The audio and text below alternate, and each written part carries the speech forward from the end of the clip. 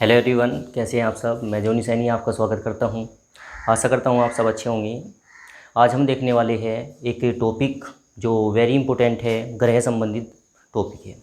मतलब कौन से ग्रह किस क्रम में सूर्य से आते हैं, ग्रह का कौन सा रंग है, कौन सा ग्रह छोटा है, कौन सा ग्रह बड़ा है। ग्रह के बारे में आपकी जानकारी जो होगी इस वीडियो से संबंधित होगी। तो टॉपिक होगा आपका ग्रह।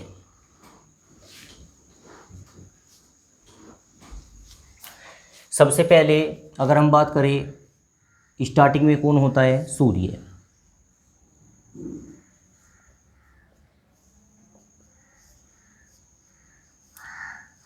सूर्य से क्रम से ग्रह आते हैं। सूर्य के बाद कौन सा ग्रह होता है? सूर्य के बाद होता है ग्रह आपका कौन सा? बुध। बुध के बाद कौन होता है भाई? शुक्र। शुक्र के बाद कौन होता है? पृथ्वी। पृथ्वी के बाद कौन होता है? मंगल। और मंगल के बाद कौन होता है? बृहस्पति, जो सबसे बड़ा ग्रह है। बृहस्पति। बृहस्पति के बाद कौन होगा? बृहस्पति के बाद होगा आपका शनि। और शनि के बाद कौन होगा? अरुण। अरुण के बाद कौन होगा? वरुण। और वरुण के बाद कौन था? यम था, लेकिन अब नहीं है। नहीं है का मतलब है तो वहाँ पर ही, लेकिन अब उसे हमने ग्रह की श्रेणी से निकाल दिया है। सबसे पहले हमें पता होना चाहिए कि ग्रह होते क्या है। क्वेश्चन ये आता है, किस ग्रह के चारों ओर वलय है? वलय का मतलब चारों ओर गैस का एक गोला बना हुआ है, तो वो है शनि। ठीक है। सबसे पहले हम सीखते हैं कि ग्रह क्या है। ग्रह वे सभी होते हैं जो किसी पिंड के या जो किसी तारे के चारों ओर चक्कर लगाते हैं। जो आपके ये है बुध, इसकी कक्षा ये है। जो शुक्र है, शुक्र की कक्षा ये है।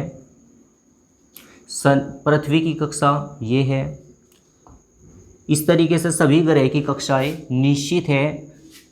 कहने का अर्थ क्या है कि ये जो है वर्ष भर किस में चक्कर लगाते हैं? इन कक्षाओं में चक्कर लगाते रहते हैं।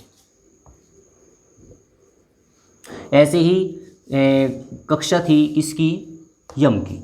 यम के बारे में जानते हैं। सबसे पहले आपने जाना ग्रह किसे कहते हैं। वे सभी पिंड जो किसी पिंड को केंद्र मानकर उसके चारों ओर एक निश्चित परिक्रमण करते हैं, एक निश्चित समय में परिक्रमण करते हैं, एक निश्चित टाइम में उसके चारों ओर घूमते हैं। ये क्या कहलाते हैं? ग्रह कहलाते हैं। उपग्रह क्या होता है? उपग्रह होता है जो किसी ग्रह के चारों ओर, जैसे मैं बात करूं पृथ्वी, पृथ्वी का ग्रह क्या है? पृथ्वी का उपग्रह क्या है भाई? पृथ्वी का उपग्रह है जी चांद। पृथ्वी का उपग्रह क्या है?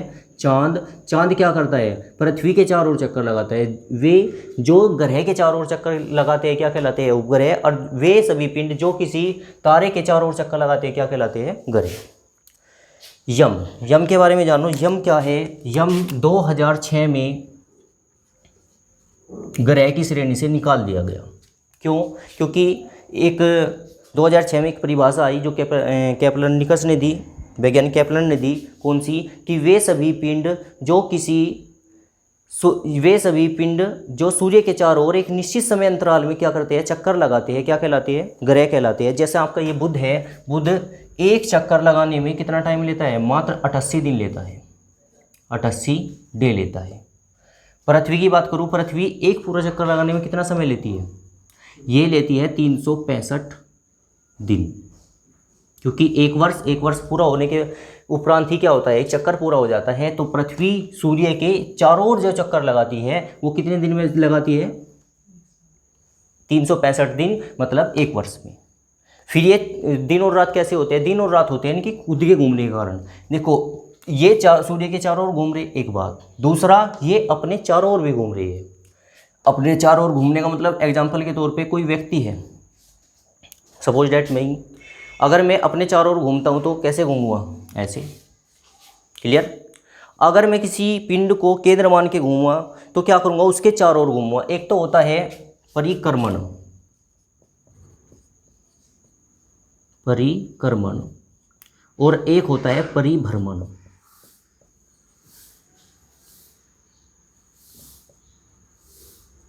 सभी पिंड परिक्रमण भी कर रहे हैं, परिभ्रमण भी कर रहे हैं। परिभ्रमण क्या होता है, परिभ्रमण होता है अपने चारों ओर घूमना, अपने चारों ओर घूमना। परिक्रमण क्या होता है, परिक्रमण होता है किसी पिंड के चारों ओर घूमना, किसी पिंड के चारों ओर घूमना। और साधारण तरीके से अगर मैं आपको समझाऊं, जैसा आप मंदिर में जाते हैं, मंदिर में अगर मंदिर की आप परिक्रमा करते हो, परिक्रमा का मतलब परिक्रमण, परिक्रमा करते हो तो मंदिर के चारों ओर घूमते हो तो वो क्या कहलाता है, परिक्रमण। और यदि आप अपने चारों ओर घूमते हो तो क्या कहलाता है, परिभ्रमण कहलाता है। प्रत्येक पिंड अपने चारों ओर भी घूमता है और प्रत्येक पिंड सूर्य के चारों ओर भी घूमता है। पृथ्वी अपने चारों ओर कितने समय में घूमती है, 24 घंटे में। पृथ्वी अपने चारों ओर कितने समय में घूमती है, 24 हावर्स में घूमती है, जिसके कारण क्या होता है, दिन और रात होते हैं। जिस समय सूर्य के सामने जौन सा भी हिस्सा होता है, ये सपोज डेट हमने ऐसे किया, सूर्य के सामने ये वाला हिस्सा है तो यहाँ पे क्या होगा, दिन, और उधर क्या होगी, रात।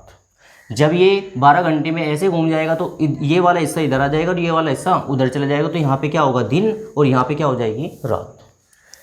इसका परिक्रमण काल कितना है, 88 दिन। इसका परिक्रमण काल कितना है, 365 दिन। इसी तरीके से अगर हम वरुण के पास चले जाए तो इसका परिक्रमण काल होगा आपका 165 वर्ष। ठीक है, वो 165 साल में, 165 वर्ष में क्या करता है, एक चक्कर लगाता है। कारण क्योंकि उसकी जो कक्षा है वो दूर है, या ये कह दो कि सूर्य से सबसे दूर कौन सा ग्रह है, वरुण, और सूर्य के सबसे नज़दीक कौन सा ग्रह है, बुध, जिसके कारण सबसे नज़दीक होने के कारण ये जल्दी से चक्कर लगा देता है। कितने दिन में, मात्र 88 दिन में। पृथ्वी कितने दिन में लगाती है, 365 दिन में। आगे चले, इसके बाद टॉपिक होगा हमारा, देखिए, तो इसी परिभाषा में क्या हुआ, यम के परिभाषा में यम को ग्रह की श्रेणी से निकाला। कब, 2006 में। कारण क्योंकि यम क्या करता था, कभी तो ये चक्कर जल्दी लगा देता था और कभी ये चक्कर आराम से लगाता था। मतलब ये चक्कर तो लगाता है। दो परिभाषा में 2 पॉइंट है कि किसी पिंड के चारों ओर चक्कर लगाए, ग्रह कहलाएगा। दूसरा, तथा वह एक निश्चित समय अंतराल में लगाए। जिस तरीके से वरुण की अगर मैं बात करूं, 165 वर्ष में एक पूरा चक्कर लगाता है, तो दूसरा चक्कर भी 165 वर्ष में ही लगाएगा। फॉर एग्जांपल, पृथ्वी 365 दिन में एक चक्कर लगाती है तो अगला भी 365 दिन में ही चक्कर लगाएगी। यम क्या करता था, चक्कर तो लगाता था, लेकिन इसका कोई निश्चित समय अंतराल नहीं था। कभी ये जल्दी चक्कर लगा देता था और कभी लेट चक्कर लगाता था। जिसके कारण क्या करा, 2006 में यम को कहाँ से निकाल दिया, ग्रह की श्रेणी से। 2006 से अगर क्वेश्चन आता है कि 2006 से पहले कितने ग्रह थे, तो आपके ग्रह थे 9, बुध, शुक्र, पृथ्वी, मंगल, बृहस्पति, शनि, अरुण, वरुण और यम। लेकिन 2006 में किसको निकाल दिया गया, यम को ग्रह की श्रेणी से निकाल दिया गया। यम आज भी मौजूद वहीं है, लेकिन इसे ग्रह की श्रेणी से निकालकर किस में रख दिया गया, बोने ग्रह में रख दिया गया। ग्रह देखो आपके, एक तो होता है ग्रह, एक होता है बोने ग्रह, एक होता है शुद्र ग्रह। तो इसे रख दिया गया बोने ग्रह की श्रेणी में, मतलब अब इसे गिना जाता है बोने ग्रह में। आगे क्वेश्चन आए कि पृथ्वी से सबसे नज़दीक ग्रह कौन सा है, बुध। पृथ्वी से दूसरे स्थान पे कौन सा है, शुक्र। क्योंकि आपको इसी क्रम से याद करनी। देखो क्रम याद करने का तरीका, अगर हम स्टार्ट करते हैं बुध से, आपके दिन होते हैं, तो पहले हमने स्टार्ट किया बुधवार, एक दिन छोड़ते चलेंगे और आपके ग्रह कंप्लीट हो जाएंगे। पहले स्टार्ट किया बुध से, बुध के बाद क्या आता है, बुध के बाद आता है बृहस्पति को छोड़ देंगे। उसके बाद क्या लिखेंगे, शुक्र के बाद क्या आता है, शनि को छोड़ देंगे। फिर क्या लिखेंगे, रविवार की छुट्टी किसने घोषित की थी, पृथ्वीवासियों ने। तो पृथ्वी को हम क्या बोल लेंगे, रवि। बात समझ आ रही है भाई, पृथ्वी को हम क्या बोल सकते हैं, रविवार के बाद क्या आएगा, सोमवार को छोड़ देंगे। सोमवार के बाद क्या आएगा, मंगलवार को लिखेंगे। मंगलवार के बाद क्या आएगा, बुधवार को छोड़ देंगे और फिर क्या लिखेंगे, बृहस्पतिवार। मतलब अगर आपने ये दिन के नाम भी याद कर रखे हैं तो उनसे ही ये क्रम भी याद हो जाएगा आपका। पहला होगा बुध लिखा, बृहस्पति की छुट्टी, शुक्र लिखा, शनि की छुट्टी, रवि लिखा, रविवार को क्या होता है, रविवार की छुट्टी किसने घोषित की, पृथ्वीवासियों ने, तो पृथ्वी को क्या बोलेंगे, रविवार। रविवार के बाद क्या आएगा, सोमवार, सोमवार नहीं लिखेंगे, क्या लिखेंगे, मंगलवार। मंगलवार के बाद क्या आएगा, बुधवार, बुधवार नहीं लिखेंगे, क्या लिखेंगे, बृहस्पतिवार। आपके दो ग्रह रहे, अरुण, सॉरी बृहस्पतिवार। बृहस्पतिवार के बाद क्या लिखेंगे, शनिवार। क्यों, क्योंकि शुक्रवार छोड़ देंगे और शनिवार लिखेंगे। उसके बाद दो नाम बचे, अरुण वरुण, वे आप याद कर सकते हो। एक और इस बात को ध्यान रखें, अरुण पहले आता है, वरुण बाद में आता है। ये दोनों भाई तो है, लेकिन अरुण वरुण ही लिखोगे आप, वरुण अरुण नहीं लिखोगे। ठीक है। क्वेश्चन आए, पृथ्वी सूर्य से कौन से स्थान पर है, तीसरे स्थान पर। क्वेश्चन आए कि सूर्य से कौन सा ग्रह सबसे दूर है, वरुण। एक और, ये सभी ग्रह, जितने भी ग्रह हैं, सूर्य के चारों ओर चक्कर लगा रहे हैं। किस काल में, ये चक्कर लगा रहे हैं पश्चिम से पूर्व दिशा की ओर।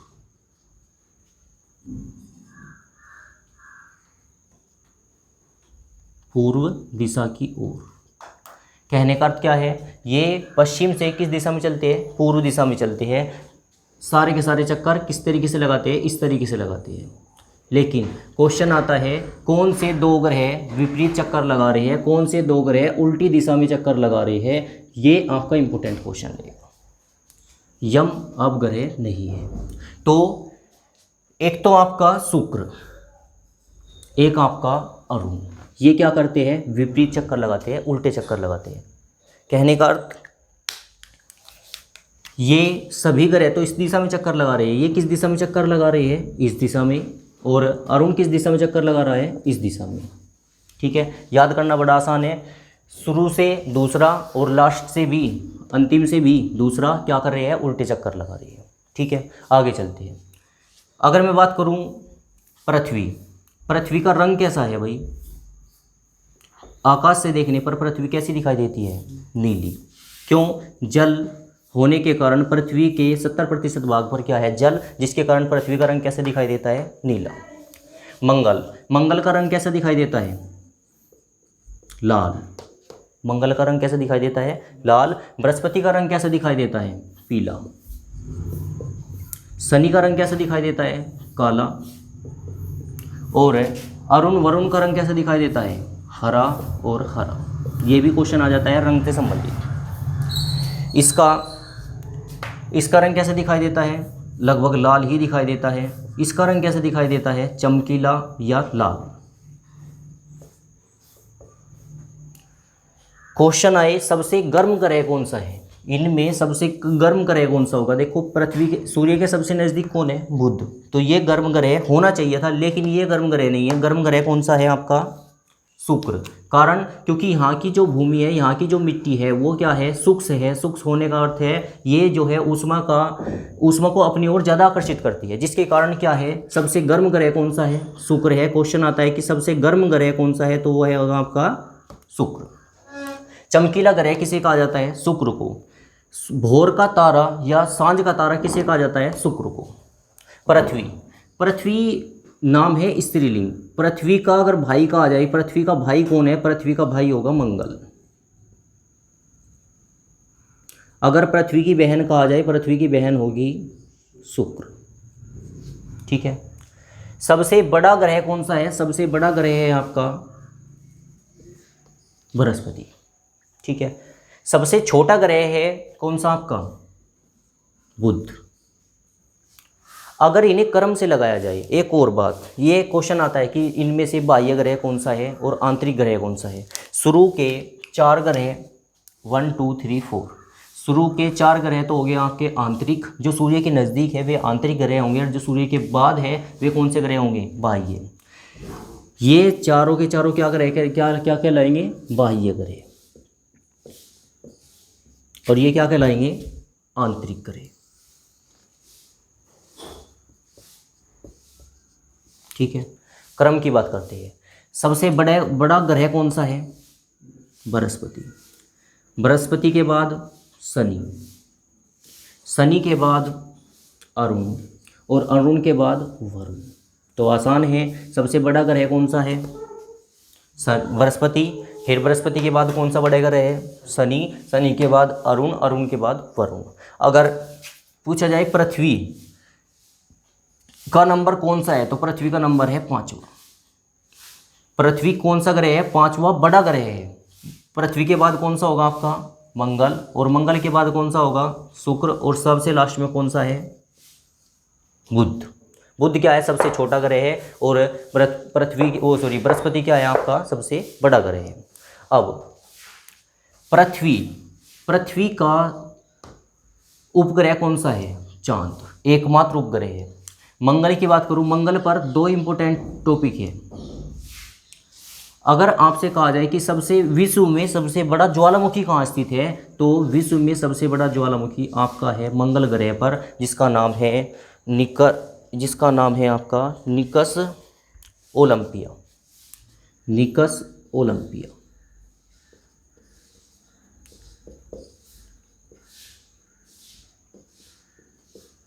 इसी तरीके से विश्व का सबसे बड़ा पर्वत कहाँ पर स्थित है? मंगल ग्रह पर। अगर ऑप्शन में आता है पृथ्वी, देखो पृथ्वी पर पूछता है तो विश्व में सबसे बड़ा पर्वत कौन सा है? पृथ्वी पर तो हिमालय है। हिमालय की कौन सी चोटी है? कंचनजंगा है आपकी केटू है, और आपका कौन से है? एवरेस्ट है, mount Everest. Mount Everest Nepal में है। ये पूछे कि हिमालय की सबसे ऊंची चोटी कौन सी है? माउंट एवरेस्ट है। कहाँ पर है? हिमालय में। भारत में सबसे ऊंची चोटी कौन सी है? कंचनजंगा है। अब यहाँ पे देखिए, अगर वो पूछे कि विश्व में कौन सी है, विश्व में अगर ऑप्शन में मंगल ग्रह आ रहा है तो आपका आंसर मंगल ग्रह होगा, जिसमें ज्वालामुखी क्या नाम है? निकस ओलंपिया, और पर्वत भी सबसे बड़ा कौन सा है यहाँ पर? मंगल ग्रह पर है। आगे देखिए,